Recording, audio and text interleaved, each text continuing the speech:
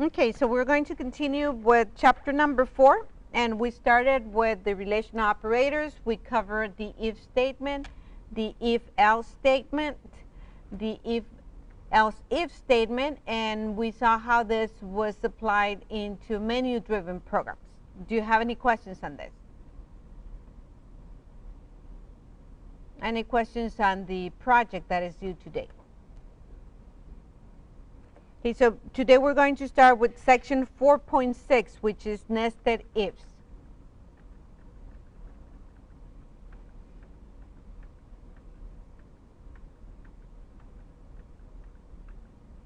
So nested ifs,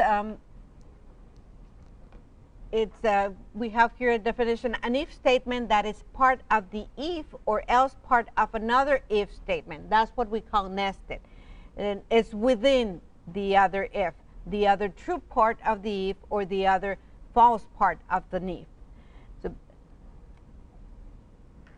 we can use this to evaluate more than one data item or condition. An example will be if I'm going to be asking for a list of students, CIS students that have a GPA of over 2.0. So I want to make sure that they meet these two conditions. So I can write an if statement that starts with if the major of the student is equal to CIS, and then in the true part, when it starts with the curly braces, I can ask again another question: if the GPA is greater than 2.0. So if both conditions are true, then I'm going to have an action. When this happens, one of the recommendations is that we indent, so that when we're reading it as programmers, we can see clearly where we have a nested if. So in the example that we have here, they're asking if score is less than 1,000. If it is, they have a second question that is asked: if the score is greater than 90. If that is the case, if this is true and this is true, then they're going to be assigning a letter grade of A. So here, really what we're testing is for a range. If it's between 100 and 90, that's what we're saying, right? But we're using two separate ifs. But this one, it's inside the outer if. We're going to be indenting for readability purposes. But if we move this one and we have it aligned exactly where we have the other if, it's going to work just as well. Okay? This indentation, it's only for the programmers, like I said. Here are some notes that we need to be aware of. An else matches the previous if that does not have an else. So this is very important because many programmers make this mistake. If we have an else, like in this case, I have this if, I have the second if, and then I have an else. For the computer, the else is going to be attached to the closest if, to the nearest if. So in this case, the else is going to be attached to this one, even if we meant differently. Maybe when we were coding, we needed this else to be part of this if, but because we have it close to this one, this is going to give us an error. So we have to be careful when we use else, when we use the if-else with nested ifs. To solve this problem, we have logic operators. Logic operators that are going to help us write our statement in a more professional way and clear way, so that we can work with this double and triple conditions that we need to use in our programs. The logic operators are three. We have the and we use double ampersand to indicate that. We don't use the word and. We use these two symbols. We have the or, and we use the two vertical lines, and then we use the not, and we use an exclamation mark. Okay, when we use and, what we're saying is both conditions must be true in order for the whole expression to take the true part. Remember that we have always two answers when we have an if statement. It can either be true or false, and that's it. So we're going to be going to the true part or to the false part. So when we have an and, we're going to be able to have two questions, but both questions must be true in order for the whole if to take the true action, to go into that block. If one of the conditions is false, then the action is going to be sent to the false part of the if. When we have the or, in this one, if one of the conditions that surround the or, we're always going to have one to the left and one to the right. One condition to the left and one condition to the right.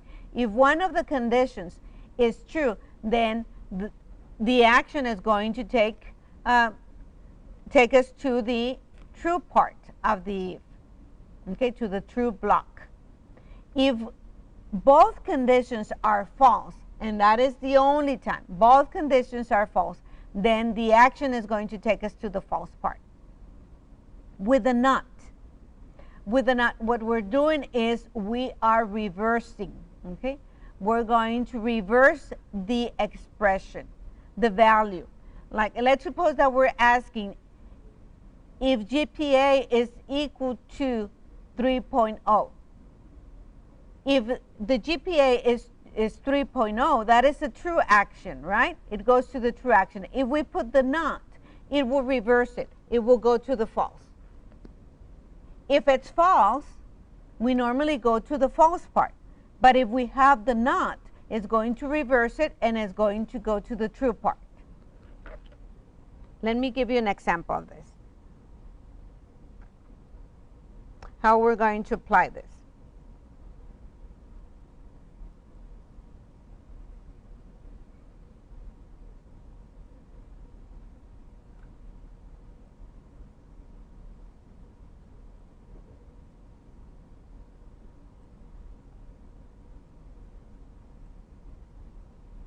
Let's suppose that I have the following.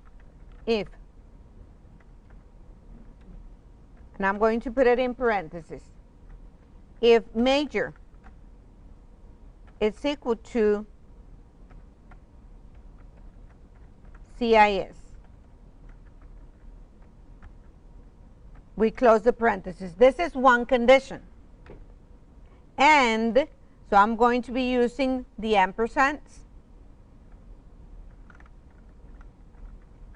And I have a second condition. And we're going to put it here.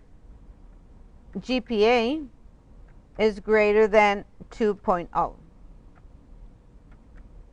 If this is true, we're going to have a true part here. We're going to put, okay, C out.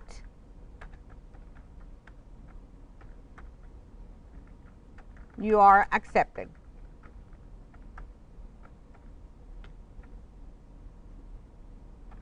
And this is going to be the end of this block.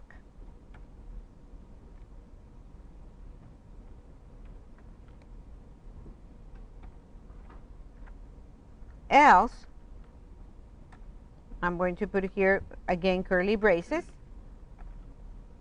and we're going to have a C out.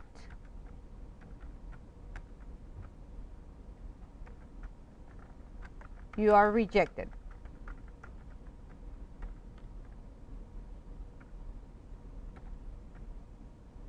And then we close the curly braces here.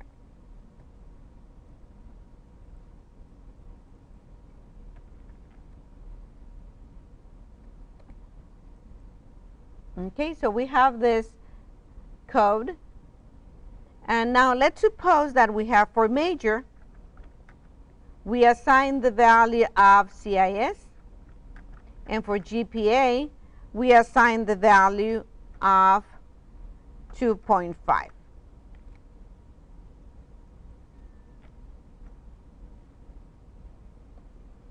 What will be displayed if we have the following?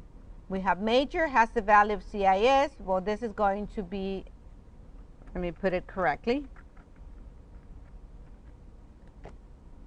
And GPA has a value of 2.5.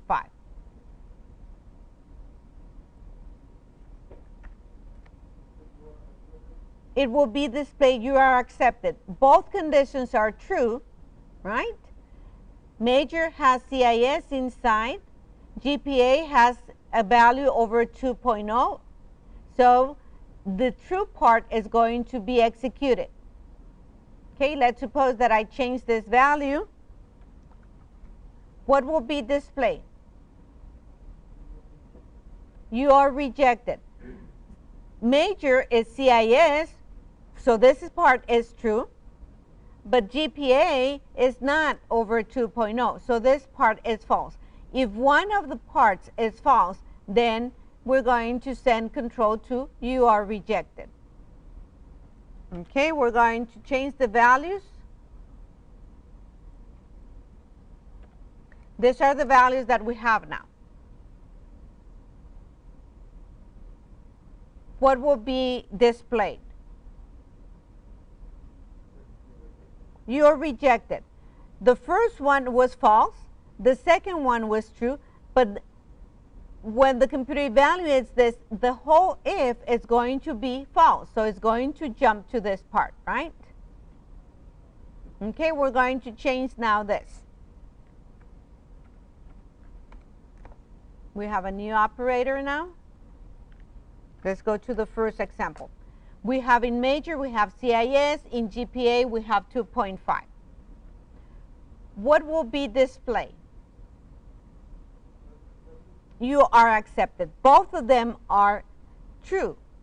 So this is going to be going to the true part of the if, to the true block. Okay, now we're going to change the value. This time it's going to be 1.5. What will be displayed? You are accepted as well. Do you see the difference? In the first one, we used the and. When we change GPA to 1.5, we immediately send control to you are rejected. But because now we're using the or has, if one of the conditions is true, then the whole if is going to be true. It's going to take the true action. So this one is going to be true. Okay, so now I have this.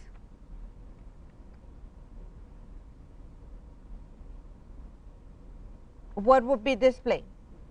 You are rejected. Now, major is not CIS, so this is false. GPA is not over 2.0, so this is false. So now the whole if is false, and we're going to be sending the control to you are rejected.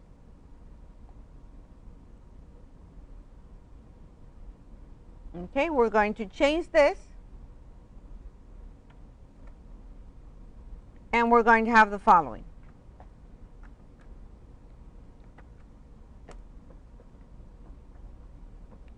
What will be displayed?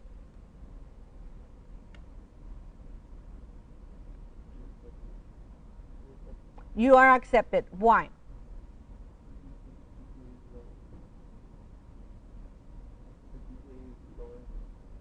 Okay. Remember what the not is going to do. It's going to reverse.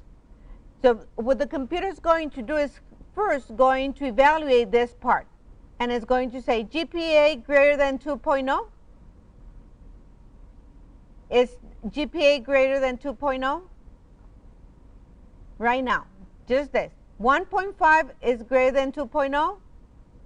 No. No. So it's false. But we reverse it, so now what is it going to be? True. So we're going to send control to this one, and it will be you are accepted. Okay, let me put now 2.5. What will be displayed? You're rejected. Again, this is going to be evaluated first. GPA, is it greater than 2.0? Yes. But because we have the not, and the not is going to reverse. So even though this is true, with the reverse is going to be false. So we're going to send control to you are rejected.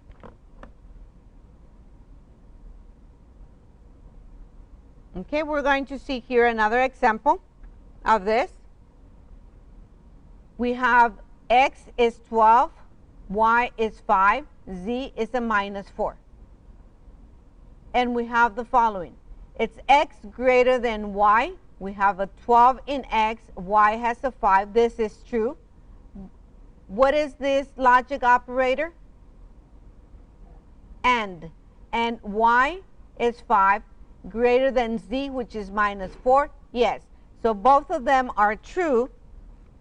So the action that the if is going to take is going to be true. Next statement. X is a 12. Y is a 5. So this is true. Z is a minus 4. Y is a 5. This is false, right? Minus 4 is not greater than the 5. So this is going to be false. True and false is going to make a false action.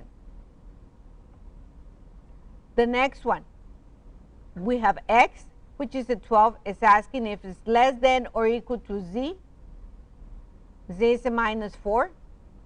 So 12 is not less than a minus 4, right? 12 is not equal to a minus 4. So this is false right away. And then we have this one. Y, is it equal to z? Y is a 5, z is a minus 4. So this is also false. So we have two false conditions here. And we have what is this operator? The OR. False and false in an OR is going to take us to a false. Next one. X is a 12. Z is a minus 4. So 12 is not less than a minus 4. 12 is not equal to a minus 4. And then we have the next one. Y, and this is not equal to, right? To z. Y is a 5. Z is a minus 4. So we have here we have a false. And what is the answer to this one? True. So we have a false and a true, and this is going to make it a true. If one of the conditions is true, then the whole if is going to be true when we have an OR. The next one, x greater than or equal to z. X is a 12, z is a minus 4. Is this true or false? This is true right here. X greater than or equal to z, right? The 12 is greater than a minus 4.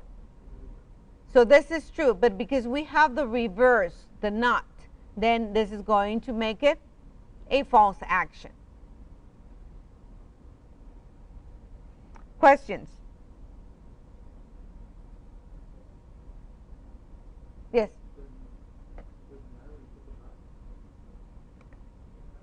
Right here? Yes, it matters where you put it. This one is not equal to. This is a relational operator. This one is the not. Let me show you. Yes.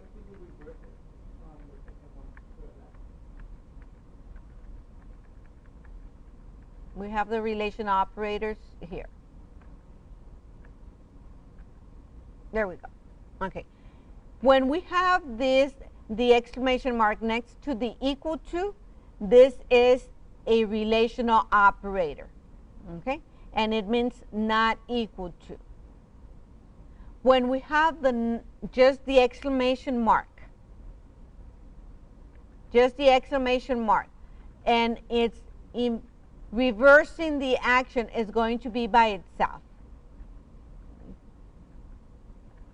And when we code it, it's going to be inside the parentheses. Okay? Okay, so this is the application of the logic operators. Now, when we have in one expression a combination, like in this case, we have, let's suppose that this is an if. I have or, and then I have and.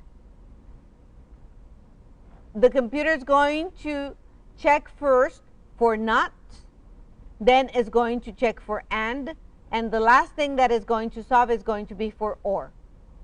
So what this will do is going to check this true, and this is going to give us an answer, true or false.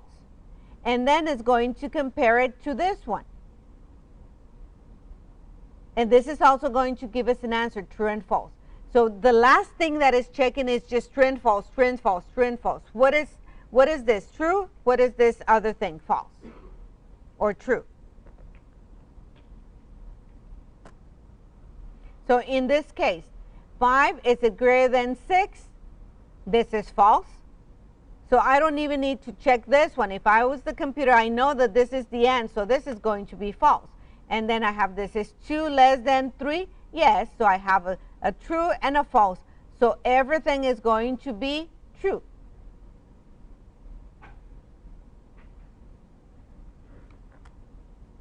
If I don't have this logical precedence, then it's going to give, this will give a different answers if we don't follow it. Let's read it from left to right without following the rule that the computer has. 2, is it less than 3? Yes, this is true. Or 5 greater than 6, this is false. So this is or. So when we have an or, both of this will be true, right? So this will be true. And then this was going to give and 7, is it greater than 8? No. So this is true and this is false. So the answer is going to be false. See how it changes completely the action. So that's why we need to understand how the computer works so that we can write the correct statement when we have a combination. Another thing that we can do is use the parentheses to indicate do this part first, just like we do with the arithmetic operators. When we have arithmetic operators, relational operators, and logical operators, the first thing that the computer is going to solve is going to be your math. It's going to do the arithmetic operators. Then it's going to do the relational operators, the less than, greater than, equal to, and then it's going to do the logic operators. That will be the last thing. So this will be the order that is going to follow.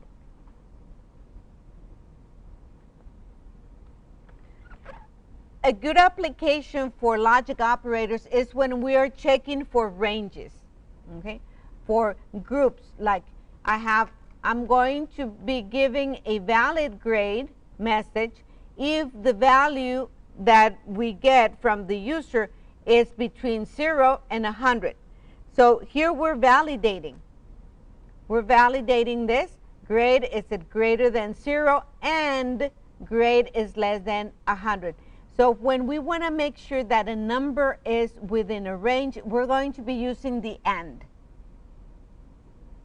When we want to make sure that the number lies outside a range, then we use the OR.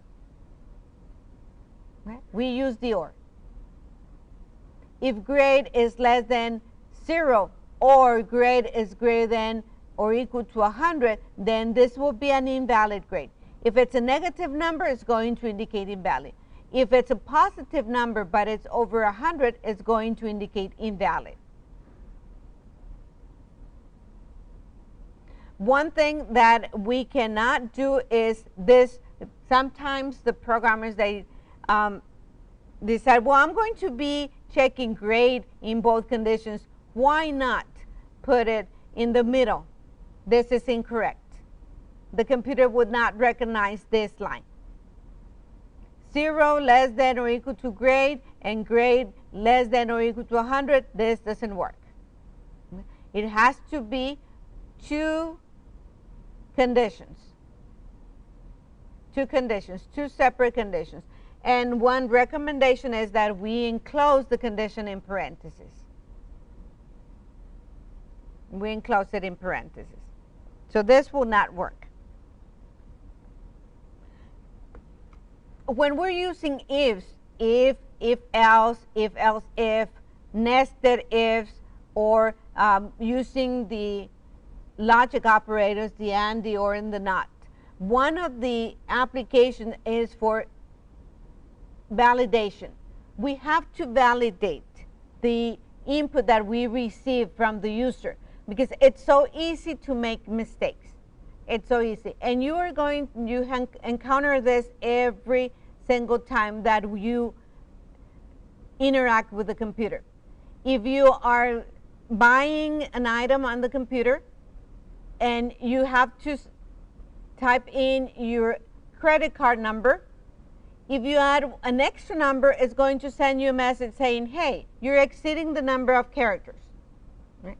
If you put less numbers than the Visa card expects, it's going to indicate this is incorrect. If they ask you, give me the expiration date on your credit card, and you switch dates, the month you put it after, you put the year first, and then the month, is going to give you an error.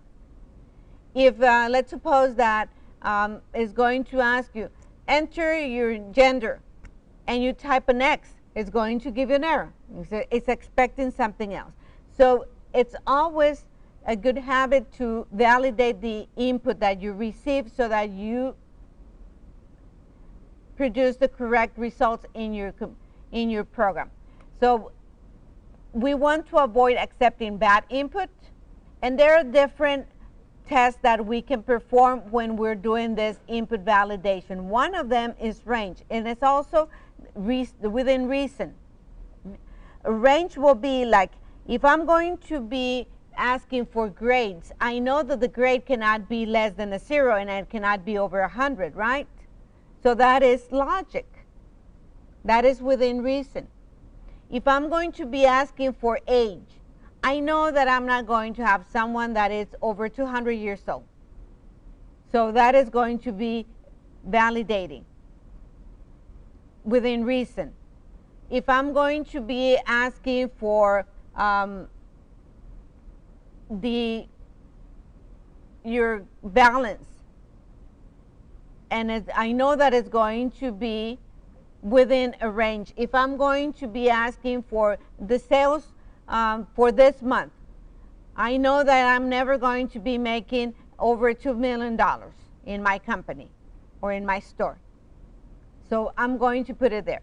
So these are input validation that we need to perform. When we have a menu, if we're asking, okay, enter a 1, a 2, a 3, or 4. Those are the only options that we have. If they enter something that is different, I know that it's incorrect. So I'm going to be validating. From now on, every time that we ask for something, we're going to be validating, okay, in our programs. One thing that is very important, we check that 0 is not our divisor. So when we're asking for something, and especially if we're going to divide it, okay, then we need to check that it's not a 0, because this is going to give us a big error in our computer. So input validation, it's another application of our conditions. Questions?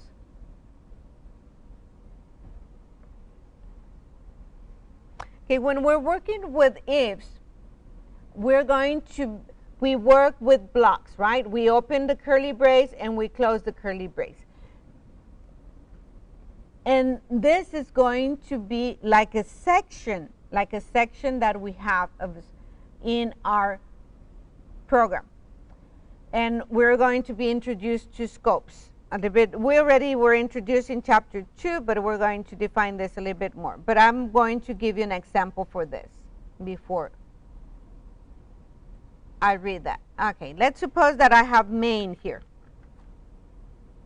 I have int, main, open and close parentheses. I'm going to check that. And then we start with a curly brace here, and we close it all the way here.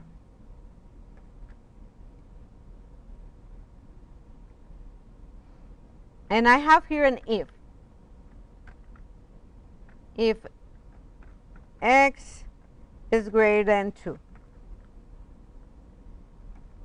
And I have a curly brace here. This is my true block. And then I have an else. And this is my false block.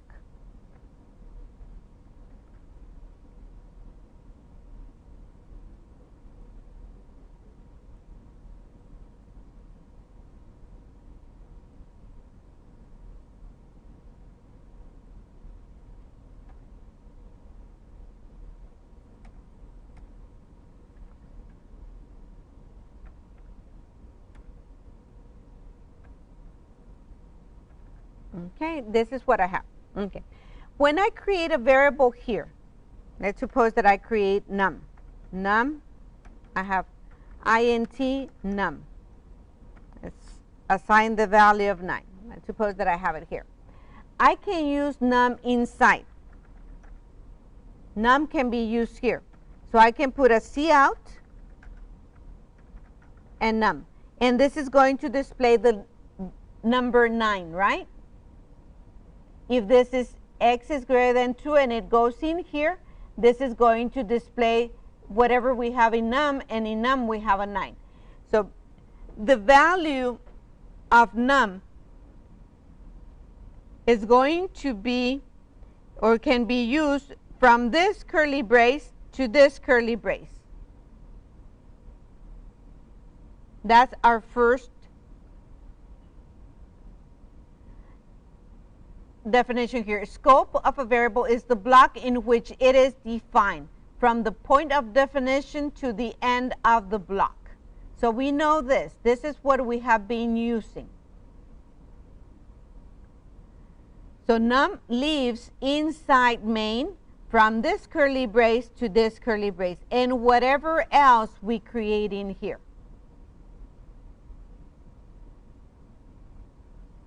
But let's suppose that I do this. I create num inside this block.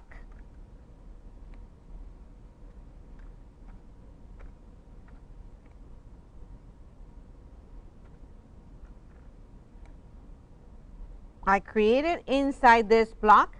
So because I create num inside this block starts right here and it ends right here. So now num is only going to be living inside this block. Inside this block. It cannot leave the block. So if I have here cout num, this is going to give me an error.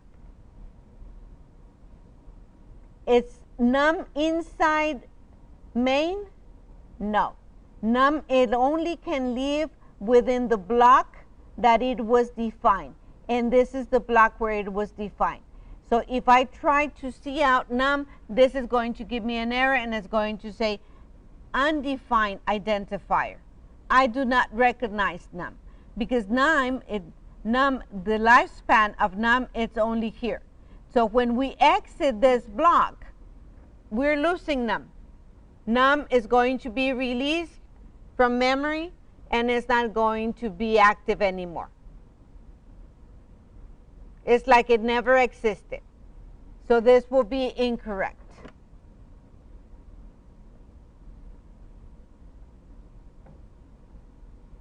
So now we can go back to our presentation and we're going to understand this better.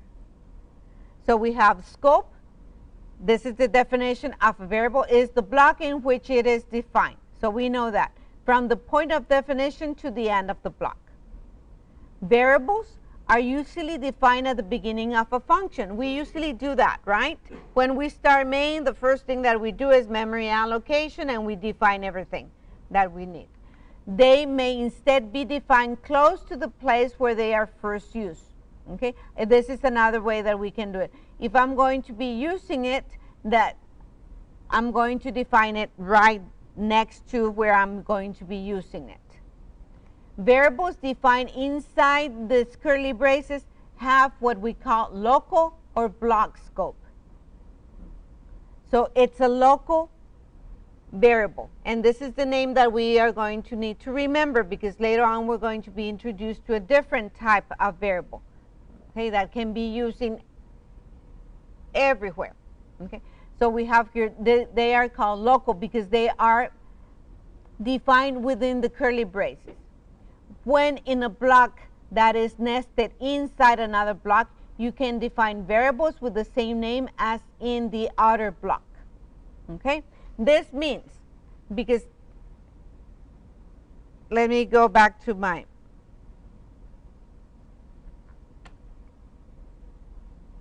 right here.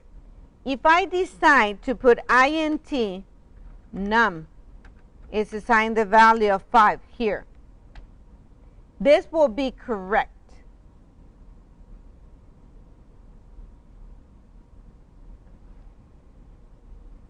This will be correct. But this num is going to be a totally different variable from this one. I am defining it here, and I'm giving a value here. And this num is going to be different from this one.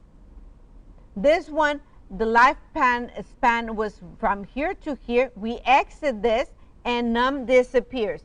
So now I have to create it, and I can use the same name. But even though it's the same name, it's not going to be the same thing. Okay, it's a totally different variable. And that's what we're saying right here in this paragraph. When the program is executed in the inner block, the outer definition is not available.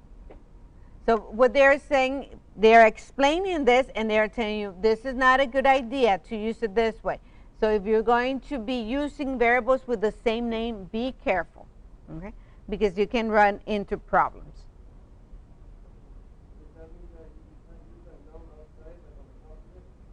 You cannot use it outside.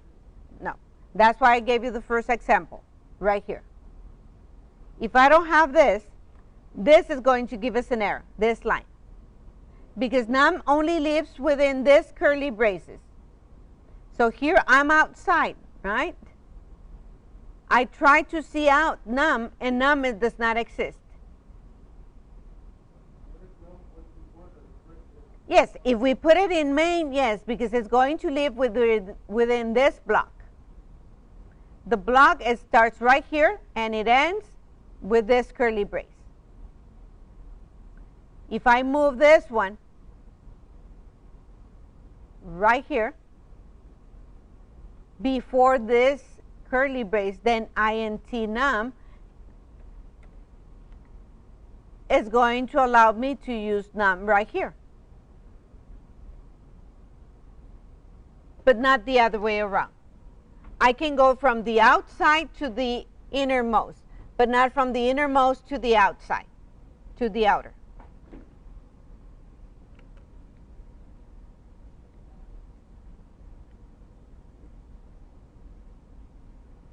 Okay, the next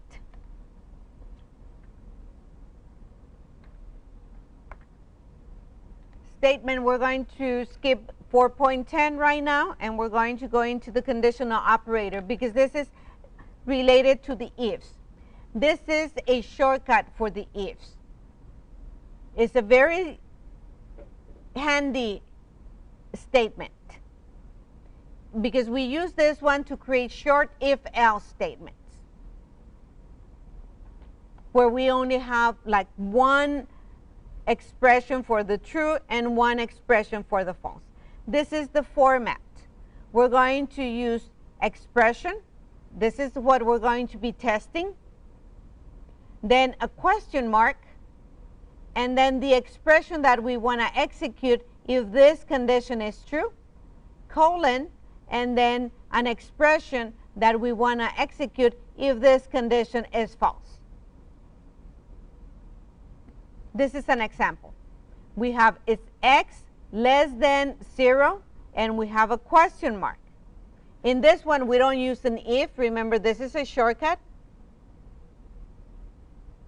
So we don't have to put if, open parenthesis, x less than 0, close parenthesis, open curly brace, put the statement, else, close the curly brace, put the else, open the curly brace, again, etc., etc. We don't have to do that if it's, because it's a simple if, right? A short if.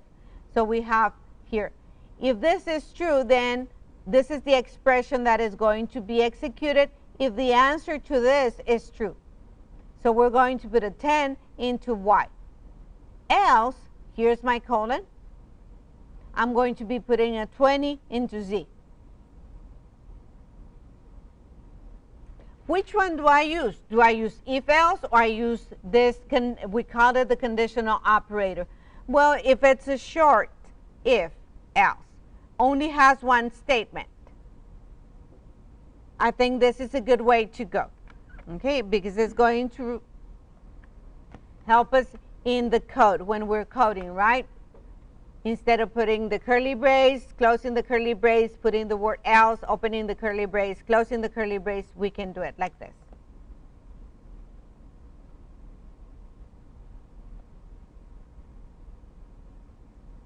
Let's see.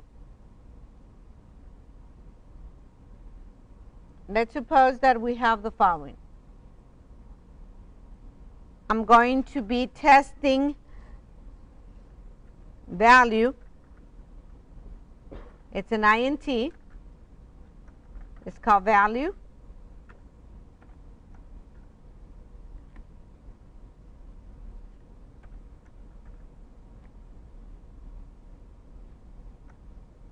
And I'm going to be asking the user, okay, cin value. And what we want is to display if the value that we receive is positive or negative. If I do it with an if, I'm going to say if value is greater than or equal to 0, and we're going to assume that 0 is also a positive number, we're going to display cout. We're going to display positive.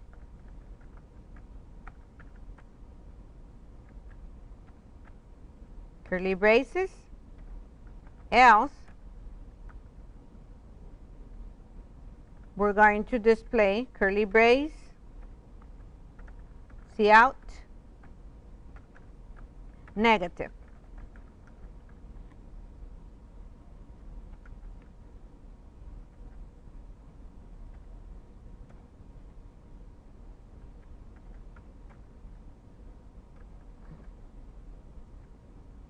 Okay, this is the way that we will code, right? Our if else, because we have two actions. If the value is greater than or equal to 0, is going to be a positive number. Else is going to be a negative number. If I'm using the conditional operator,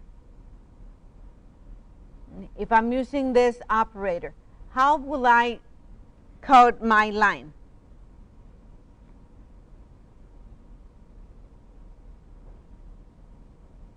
Shortcut for this. You have the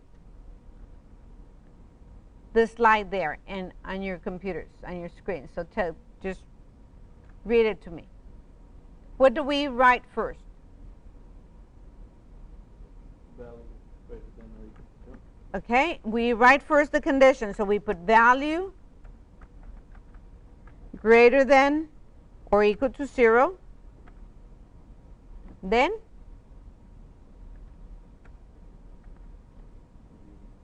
the question mark. After that, the true action. What is the true action here? Cout what? Positive. Positive.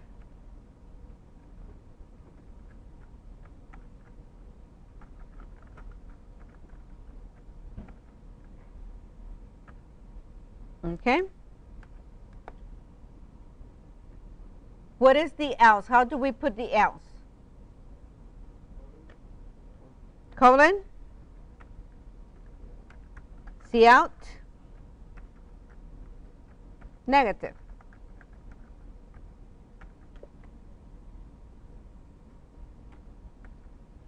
Just like that. In this if, we have one line, then the curly brace, another line, then the curly brace, then the else, then the curly brace, then another line, then the curly brace. So we did the same thing with the conditional operator in a one line. I have my condition right here, my question. This is the true part, and this is the false part. This is going to be executed if the answer to value is over a 0, over or equal to 0. If it's less than that, this is going to be displayed.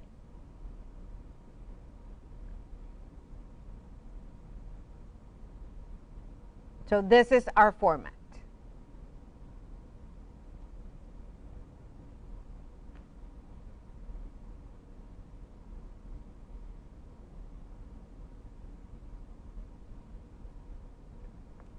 Questions? Yes.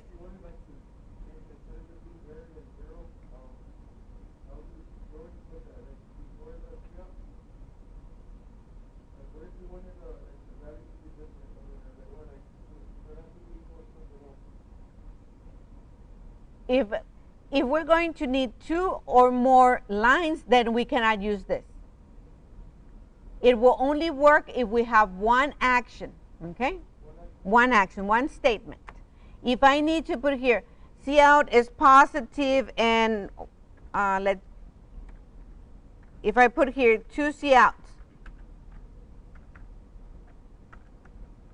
the value that you enter is,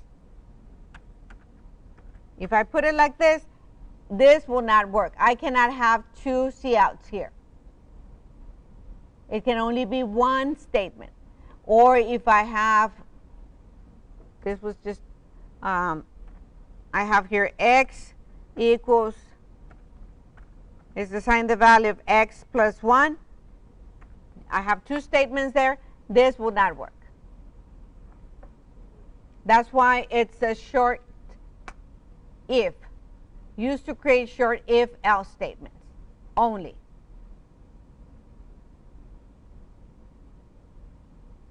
Okay, it cannot be used for anything else.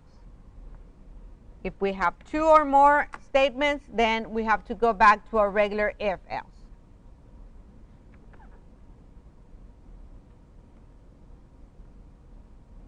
Any other question?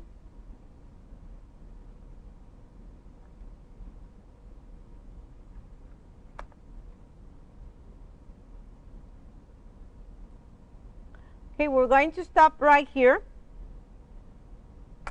And I'm going to give you the next assignment. And in this assignment, we're going to apply, let me give it to you, it's the other, now it's the other way around. Oh, this is,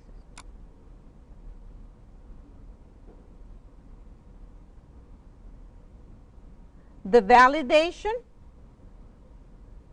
and we're going to apply also the ranges. Okay? A software company sells a package that retails for $99. Okay. Quantity discounts are given according to the following table. So if they buy between 10 and 19, they have a 20% discount. If they buy between 20 and 49, they get a 30% discount. If they buy between 50 and 99, they get a 40% discount.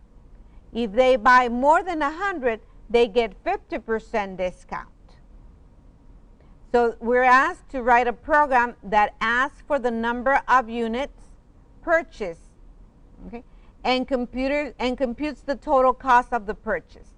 So we're going to do 2 operations. The first one is we need to know what is the number of units and times the total cost. So let's suppose that is we sell 100. What will be the cost without the discount? We sell 100 units. $999. If we apply, we have to apply the 50%, right? Because it was 100 or more. So we apply the 50%, so how much is this going to cost? Excuse me.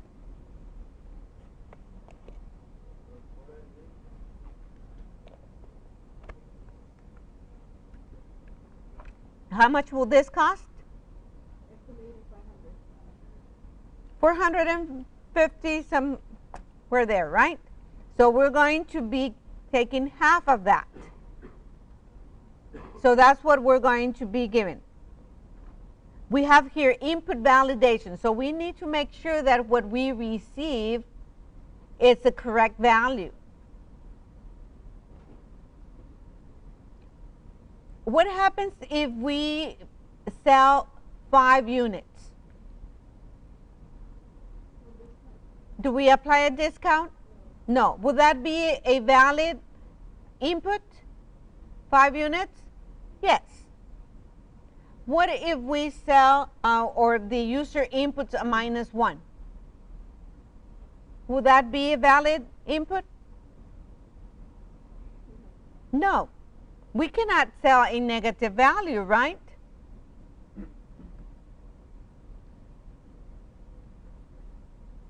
So this is the program that we're going to be working on. You're going to be doing your pseudocode, the source code, and you're going to be adding windows that are going to be reflecting the error and 1 or 2 different discounts.